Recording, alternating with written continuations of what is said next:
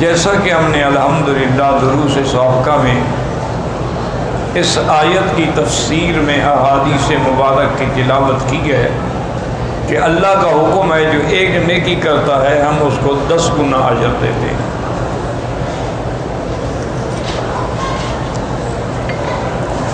اور کبھی اللہ تبارک و تعالیٰ اس کو 10 گنا کے بجائے 700 گنا ثواب بھی دیتے ہیں، اور کبھی اللہ تبارک و تعالیٰ اس کو حرمت مکان کے اعتبار سے، جیسے مسجد الحرام ہے تو وہاں ایک نماز کا 1,00,000 کا ثواب دیتے ہیں۔ اسی طرح کبھی حرمت زمان ہوتی ہے کہ ایک رات جو ہے لیلۃ القدر کی، جس نے اس میں اللہ کے لیے خالص عبادت کی 1000 مہینے کی عبادت سے بڑھا دیتے ہیں۔ تو یہ اللہ تبارک و تعالیٰ کے انعامات ہیں اپنے بندوں کو۔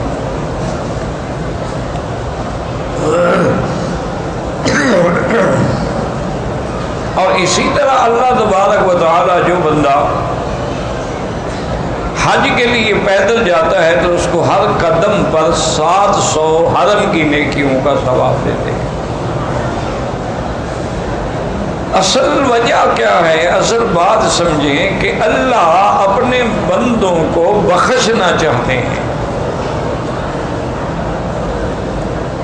اگر بندے خود برباد ہونا چاہیں تو پھر اس کا کسی کے پاس کیا علاج ہے؟ ورنہ اللہ تبارک و تعالیٰ نے، آپ وضو کرتے ہیں تو آپ کے ہاتھوں کے گناہ گر جاتے ہیں، آپ کلی کرتے ہیں، ناک میں پانی دیتے ہیں، چہرہ دھوتے ہیں، سارے گناہ صغیرہ جو ہیں وہ گر جاتے ہیں۔ پھر اللہ کے لیے آپ نماز کے لیے نکلتے ہیں، ہر قدم پر آپ کو نیکیاں دیتے ہیں۔ پھر نماز کے بعد جو دعا مانگتے ہیں وہ اللہ قبول فرماتے ہیں۔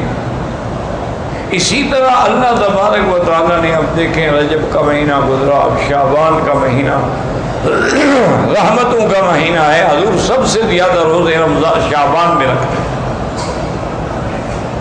اس کی وجہ یہ ہے کہ تاکہ رمضان کے لیے ہمیں استعداد اور تیاری اور ترقی اور جذبہ پیدا ہو جائے۔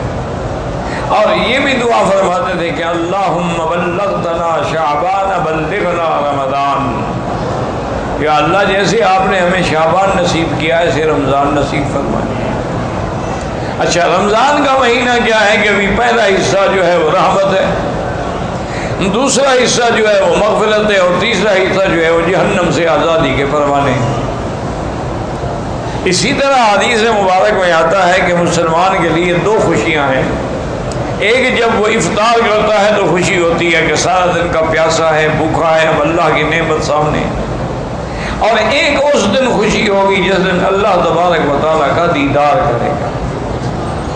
اور اسی طرح یہ بھی حدیث مبارک میں آیا ہے کہ جو مسلمان خالص نیت کے ساتھ اور خالص دل کے ساتھ افطار کے آنے سے چند منٹ پہلے جو ہے اللہ سے دعا مانگتا ہے وہ ہر حال میں قبول ہوتی ہے۔ اس لیے انسان جو ہے کبھی کھجوروں پہ لڑ رہا ہے اور کبھی اس کو ضائع نہ کرے، افطار سے 10-15 منٹ پہلے دعائیں شروع کر دیں۔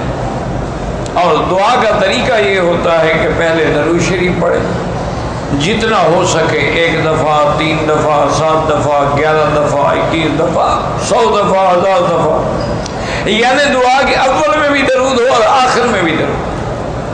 اور درود پڑھنے کے بعد اللہ کی حمد و ثنا بیان کریں، جیسے کہ اور نہ آئے تو سورۃ فاتحہ پڑھ لی، اس سے بڑی دعا اور اس سے بڑی حمد و ثنا کیا ہوتی ہے۔ اور پھر اللہ کو اللہ کے ناموں کے ساتھ پکاریں کہ یا اللہ یا اللہ یا اللہ یا رحمان یا رحیم یا حی یا قیوم یا ذی الجلال والاکرام۔ اللہ کے ناموں کے ساتھ پکاریں اور اس کے بعد وہ دعائیں جو حضور نے بتائیں یا پھر اپنی زبان میں جو مرضی آئے اللہ سے مانگیں،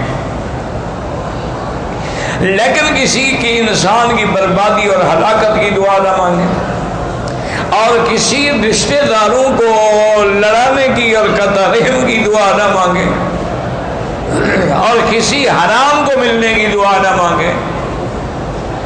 اور تو وہ دعائیں جو ہے ہر حال میں اللہ تبارک و تعالیٰ قبول فرماتے ہیں. اس لیے حدیث مبارک میں آتا ہے میرے محبوب نے، محبوب دو عالم صلی اللہ علیہ وسلم نے فرمایا کہ دعا کبھی خالی نہیں جاتی. یا تو جو آدمی مانگ رہا ہے کہ یا اللہ مجھے حج نصیب فرما دے، حج نصیب ہو گیا، یا دعا مانگ رہا ہے لیکن وہ تو چیز نہیں ملی، لیکن مصیبت آ رہی تھی، اللہ نے اس کو دفع کر دیا. اور تیسری صورت یہ ہوتی ہے کہ اس کی دعا کو قیامت کے لیے لکھ دیا جاتا ہے، ذخیرہ بنا دیا جاتا ہے، اس کا بدلہ اس کو قیامت میں ملے گا. تو جب قیامت میں دعاؤں کا بدلہ ملے گا وہ کہے گا یا اللہ کاش میری دنیا میں کوئی دعا بھی منظور نہ ہوتی، آج ہی سارے مجھے بدلے مل جاتے. تو یاد رکھیں کہ دعا جو ہے وہ کبھی خالی نہیں جاتی. صرف شرط یہ ہے کہ مانگنے والا ہو، شرط یہ ہے کہ اخلاص ہو، شرط یہ ہے کہ تڑپ ہو، شرط یہ ہے کہ درد دل سے دعا مانگے. جو دعا دل سے نکلتی ہے نا یاد رکھیں وہ اثر رکھتی ہے.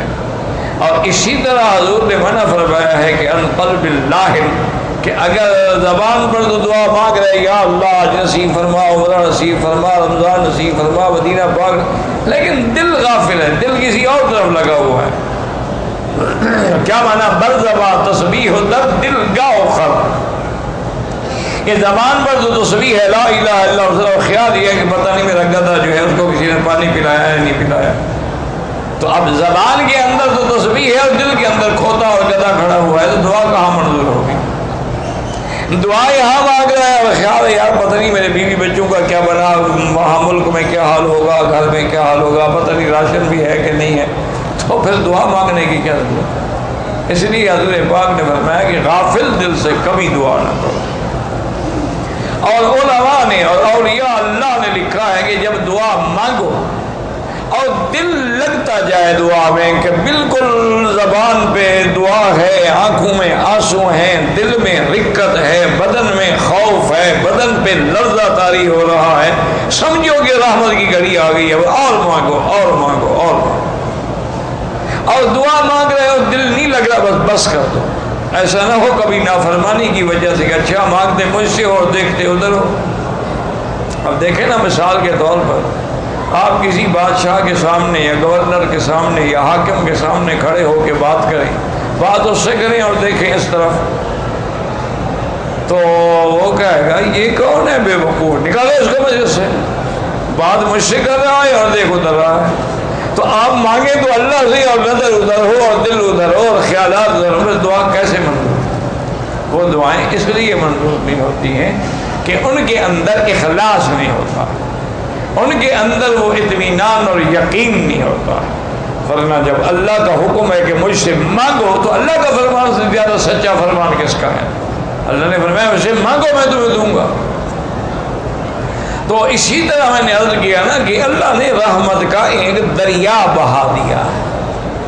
اچھا آپ نے کسی کو افطار کے وقت پانی پلا دیا ہے، آپ کو بھی پورے روزے کا ثواب مل جائے گا.